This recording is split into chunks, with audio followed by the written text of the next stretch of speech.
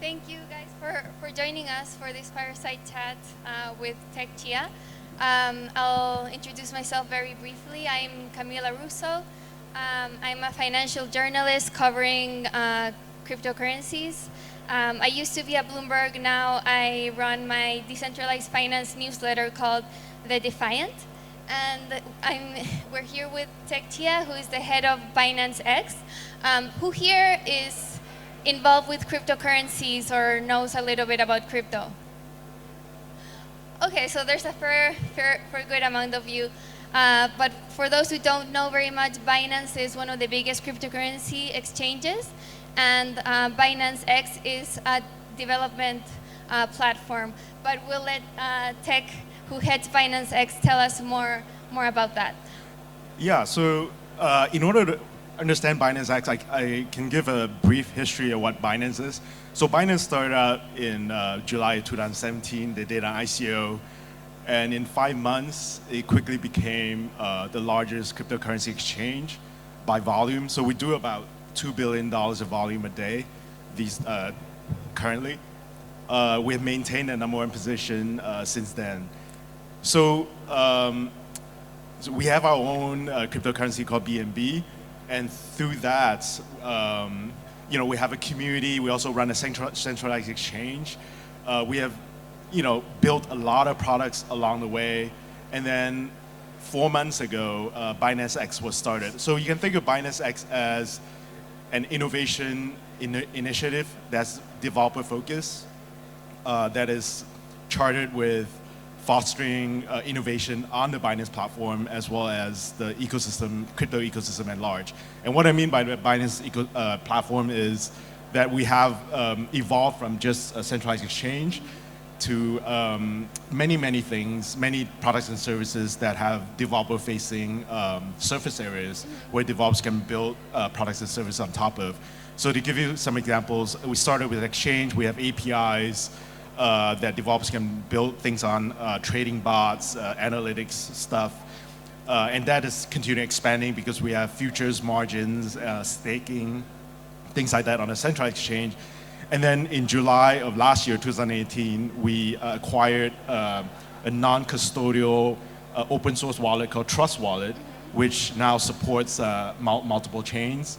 Sorry, just to clarify, Yeah. It's interesting that Binance, which is the biggest centralized cryptocurrency exchange, is now also dealing with a non-custodial wallet, which means that it's a wallet that gives control to the user. So it's not Binance holding users' funds and users' private cryptographic keys. It's the users in control of it. And there's it's like a dichotomy in crypto where there's a bunch of centralized exchanges, but also decentralized exchanges, and it looks like Binance is trying to kind of get involved in both sides of it, right? Right. So I'm used to going to a lot of crypto conferences, so maybe some of these terms might not be familiar to the audience here. But like you said, non-custodial wallet, we acquired an open source, totally open source, and it has a SDK that they put it on GitHub where anyone can take it and develop things on top of.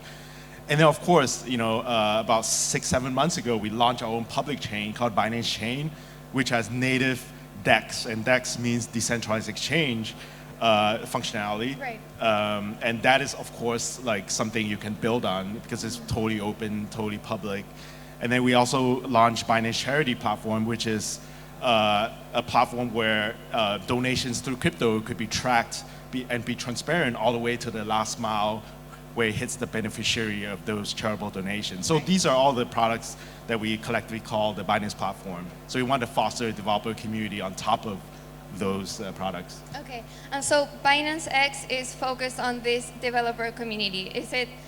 Do you understand it correctly as like a suite of tools for developers to build on Binance, but also on Binance Chain, on the Binance environment, but also outside of it, like for other? Yeah. So we don't. Yeah, exactly. So we take the philosophy of like the crypto space is very young, right? It started with Bitcoin and now it's expanded to so many other communities and technologies out there. And in 2017, that's when a lot of things really happened. And it's only been like two plus years since all these innovation exploded. So we take the approach of, the rising tide lifts all boats, where we're one of the bigger boats in the ecosystem. So we want to foster innovation, not only on our platform, but everywhere. So we support a lot of Ethereum developers as well as Grin, which is a privacy coin that just started last year, or actually this year. So our philosophy is very broad. Even though we because we control the end-to-end stack of like the wallet, the decentralized exchange, the centralized exchange APIs, if developers build on our platform, they can iterate faster because we can directly talk to the core devs of Binance Chain and help them develop features that developers want. So we do encourage faster iteration. I think faster iteration leads to more product market fit, and in general, we want to just expand the pool of developers out there experimenting and innovating in blockchain. I want to dig a little bit deeper on the point about Binance supporting other blockchains, because I think this is interesting. I don't know if it's common in other industries very much, as much as crypto, where one company is spending money to help other platforms, because you're not just getting the tools out there, you're also investing or funding these projects. Can you tell us more about, since Binance X started 4 months ago, how much have you helped fund projects outside of Binance, and how these grants work? Yeah, so one of the programs we run at Binance X is the Fellowship Program, which is a grants program for open source development. The idea there is that if you look at the web revolution and the mobile era, mobile revolution, where there are a ton of open source stuff on GitHub and everywhere else.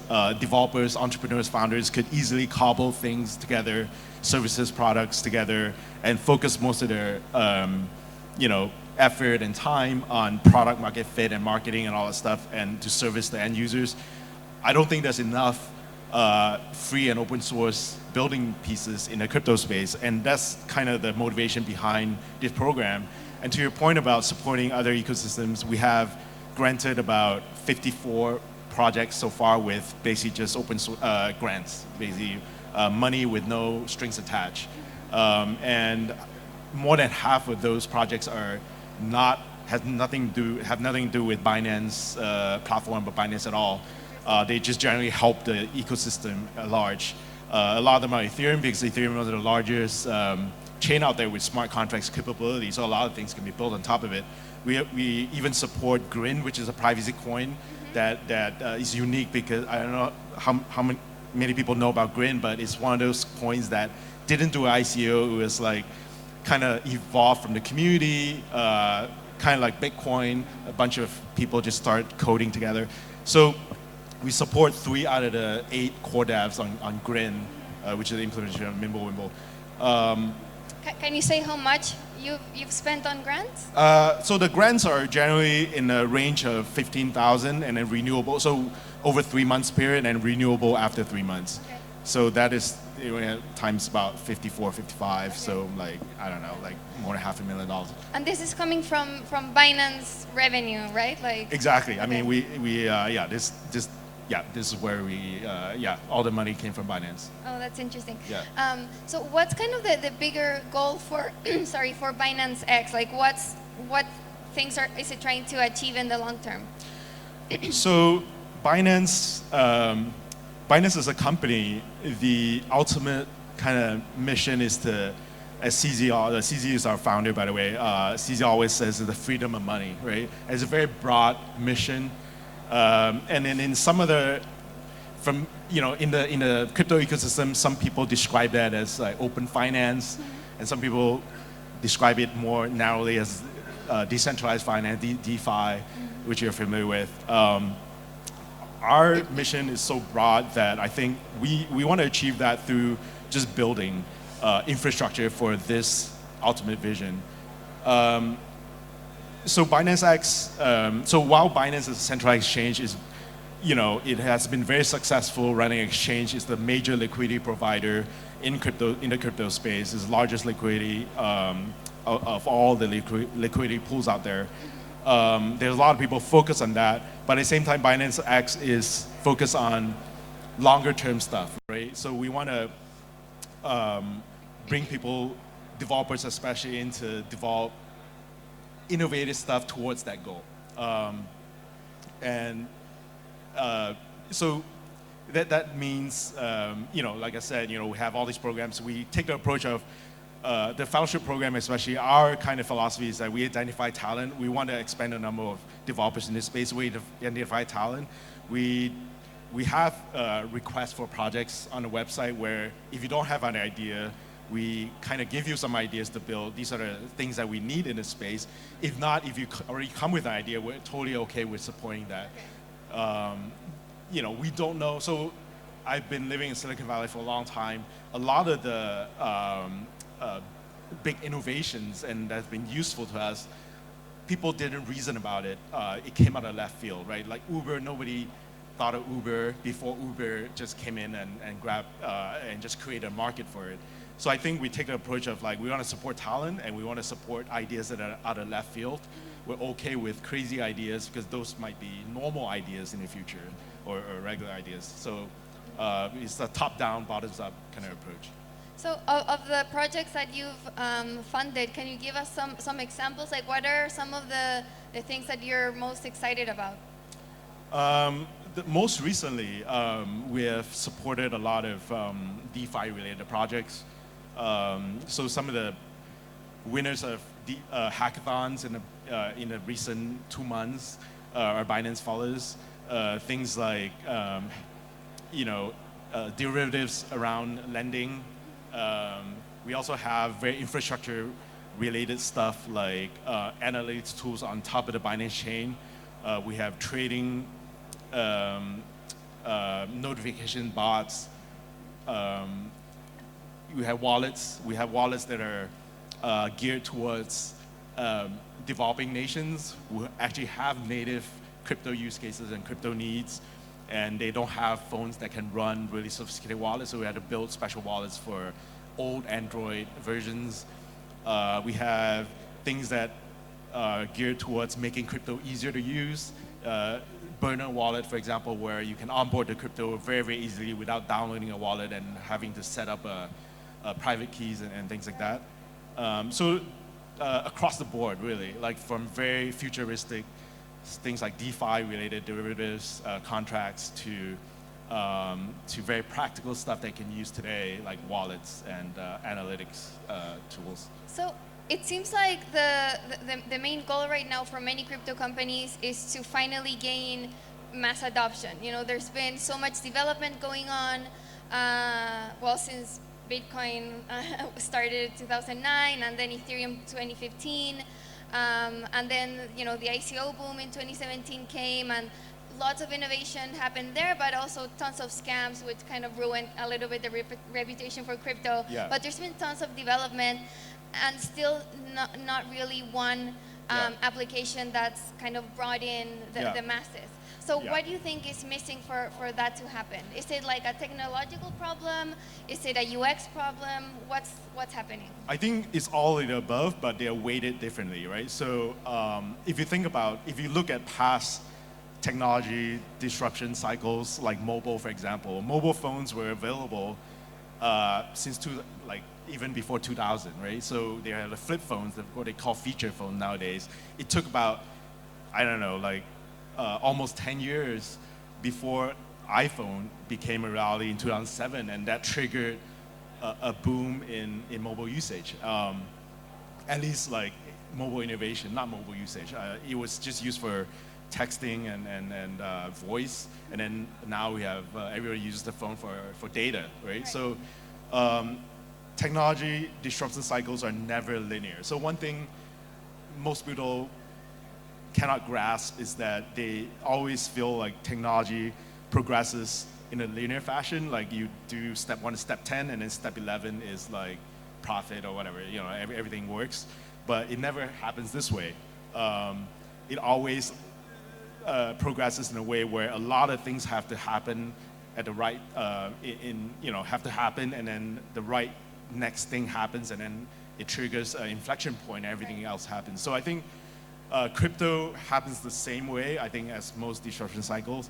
2017 was the great boom because Ethereum really enabled the ERC20 standard, which enables a lot of people to raise money easily for innovation. And of course, there were a lot of scams. And that happened too in the web cycle, the internet cycle, where where there was a lot of easy money in VC and there's a lot of scams as well. So out of that boom came Google, Amazon, Facebook, and as the rest is history. And I think the same thing will happen in crypto, and we're just so early in the game.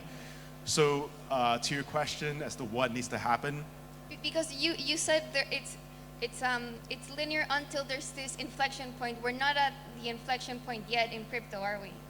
Oh no, not at all. Right. We would be using crypto like every day Right. if it Okay, was. So what do you think needs to Yeah. happen? So I'm saying like it's never linear, because Yeah. if it's linear, you can see it progress. I think it's always like a lull, and then like there's a few things that happen that trigger the whole thing, right? So like Uber wouldn't happen without GPS being good or without maps, for example, right? That triggered a boom of like moving atoms with your phone, moving humans or goods and food with your phone. So in crypto, I think there's so many problems to solve.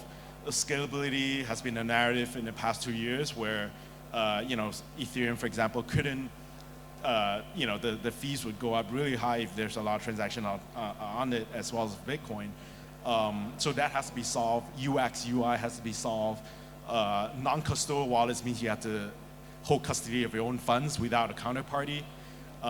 That's a trustless nature of blockchain, and that has to solve in some way where you can find a way to trustlessly recover your funds if you happen to lose your private keys.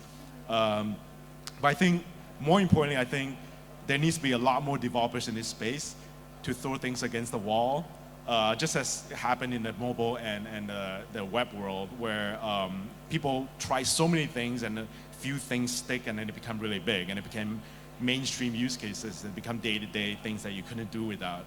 Right now, I don't think there's enough developers in this space at all. There's not enough awareness.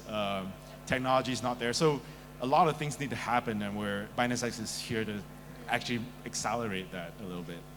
Can you give a little bit of perspective on how many developers are building in the crypto ecosystem versus, say, I don't know, mobile phone? I don't know how to give that kind of perspective. Yeah, if you just take the Apple ecosystem, for example, billions have been paid out, right? Billions of value have been paid out to developers. And then Apple took a cut of it. And there's like billions of phones out there. Crypto, at most, I think, the exchange has like double-digit millions of users, our exchange, which is the largest exchange. And then in terms of wallet addresses, and nobody knows because, it's anonymous. So I would say it's not more than, it's in the double digits. Maybe it's a high double-digit millions in terms of number of people owning wallets. How many people have crypto wallets in this audience? So less than half, or like maybe 1/4. Yeah. So you project from here, which is a very, crypto or like finance or savvy audience, you can kind of project out this way. And in terms of developers, that would be much smaller, fewer, right? Yeah. So I would think 2 or 3 orders of magnitude smaller than, say, the mobile ecosystem, or even more. Yeah. If you go to any hackathon, there's like hundreds of developers at most, and if you go to like a regular, I was just in Helsinki for the Slush hackathon. It's like 4,500 applicants, and you have 1,500 developers on site to develop stuff. So. Do you think that's a problem of like crypto not getting to the mainstream, or I've also heard it's just kind of a fundamental issue with open source systems that have trouble kind of finding a business model because it's open source, so there's it's hard to charge for something that anyone can access. There are a few reasons. I think developing on the blockchain is a very, very different paradigm than developing an app on a mobile phone. You have to write smart contracts and client-side software, and those have to be perfect. Those cannot have bugs because there's a lot of money involved in those contracts. So it's very different and in different languages as well. That's one obstacle. And then the tooling in this space is very, very immature. There's not a lot of developer tooling that is as easy to use as what Apple provided or what Google provides on the Android ecosystem. And then I think in general, also there's a chicken and egg problem where not a lot of users of crypto yet. Because there's no use cases, and then because of that, there's no developers. So we don't solve that conundrum of chicken and egg. Right. I think same deal as with other when the internet started. I think developers have come into the internet. There are no users on the internet because there are no apps, there are no users. So you have the same cold start problem. Yeah. So I'm interested in about a little bit more of a personal perspective from you, like with all those roadblocks and issues ahead for crypto, what's driving you into this space? Like, why are you interested in working in crypto? I think, the same, so I started in crypto in 2012 when they discovered Bitcoin, and I did a Bitcoin startup in 2013 that didn't have traction, and then I gave it up after a year or two, and then I joined Binance in March of last year, mainly because I wanted to, have a second try at making crypto work. And the reason why I got in crypto was because I was very interested in peer-to-peer technologies. I was very attracted to the ethos of crypto, of Bitcoin at the time. There wasn't even Ethereum, which was, unstoppable money that is transparent, openly accessible, is verifiable by anyone on this planet, things like that. So I was attracted to that ethos, and then it's an open source software, and it actually works, which is amazing to me, that no one controls this thing, and it actually works, and it's been working for like 10 plus years. It still amazes me to this day, and that's how I got into crypto in the first place. Yeah, no, it is fascinating. So yeah, hopefully more developers will become involved, and we'll see more of stuff sticking to the wall. As more people throw things at it. Right, exactly. Yeah, it is interesting because we're in a non-crypto conference. That crypto always, there's this meme around open finance, which is really disrupting a lot of centralized finance. And you're in the DeFi space as well, where the trustless nature of blockchain enables you to, first of all, hold value without counterparty, and then you can transact with another person in a trustless manner without a middleman, a trusted middleman in the middle, in your transaction flow, and then hopefully, that those properties would enable cheaper, faster, and more open and more global way to transact with each other. I think it's incredible what's going on in decentralized finance. I think everyone should check out this space if they haven't. There's really so much being built especially on Ethereum. People are building financial services without needing trusted third parties, without needing banks. People are transacting value peer-to-peer, and it's actually working. There's actual value involved. It's super exciting. Okay, we'll have about five minutes left for questions if anyone has any on this interesting space. Yeah. Can we get mics? Hand up. Middle. Hello. So I'd be interested to know, if you could tell us what is the ratio within the Binance employee base of, let's say, management and marketing guys versus tech guys? Do you hear that question? What's the ratio between marketing and management and devs? You mean in terms of number of employees? Tech guys dominate the number in our headcount. We do have marketing department. We do have BD, but majority of the people there are actually working on the centralized exchange, which is a very big business if you think about it. So for those who don't know, we have our own native coin. For those in the crypto space, they'll understand this. We burn about 20% of our profit every quarter. We do about 2 billion a day in volume. So that is a lot of transactions on a daily basis. So we do need a lot of engineers to support that kind of volume. So majority of folks are supporting that exchange. Yeah. Yes.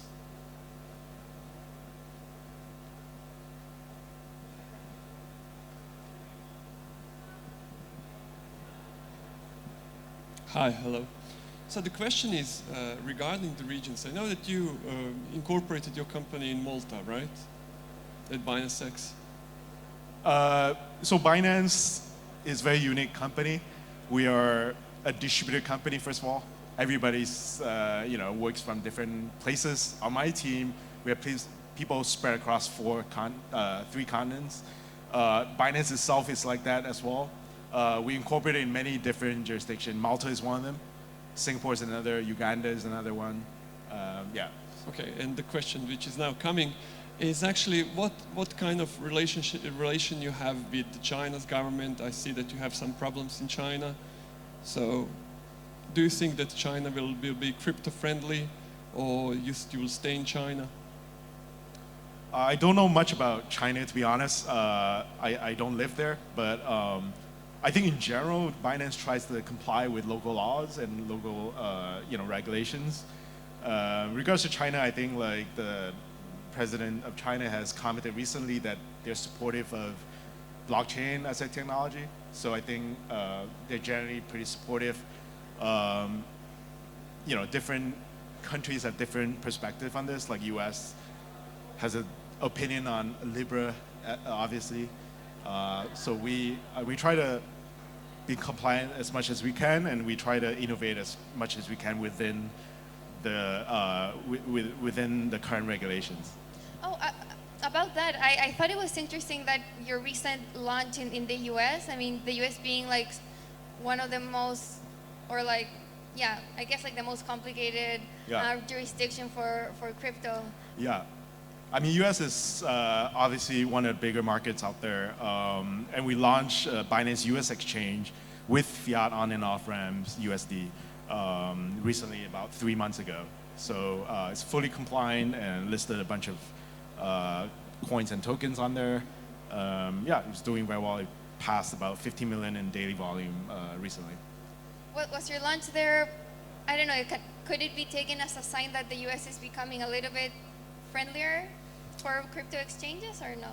Or did it just take this long to get all the everything in place? Yeah, exactly. I mean, we are a very, very small team relative to other companies in this space. So it took a while for us to get to the US, but we're here now. And I don't think the regulations have improved that much or changed that much over the years, but we'll see, Yeah. Anyone else?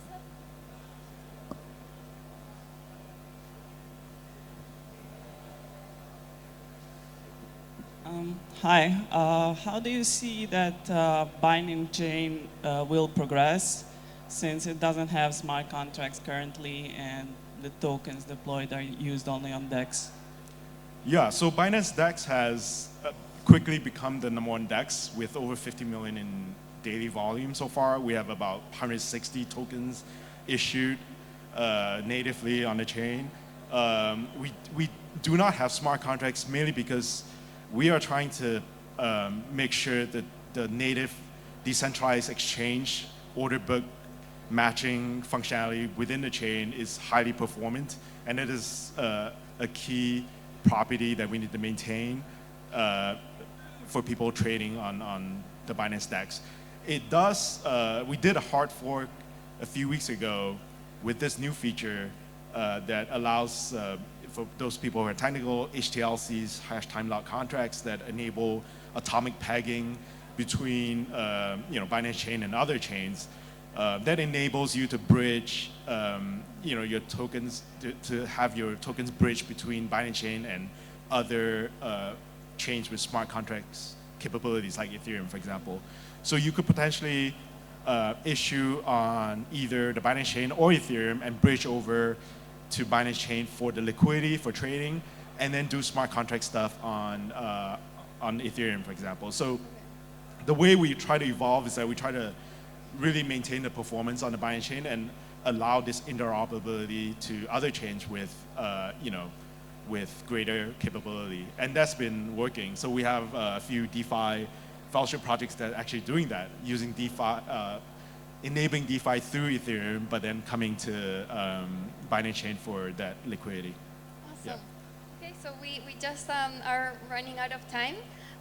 But thank you, Teck, so much for giving this great overview of Binance X, Binance, and all things crypto. And if anyone wants to learn more about decentralized finance, check out my newsletter, The Defiant. It's a daily newsletter. Thank you so much. Okay, thank you so much.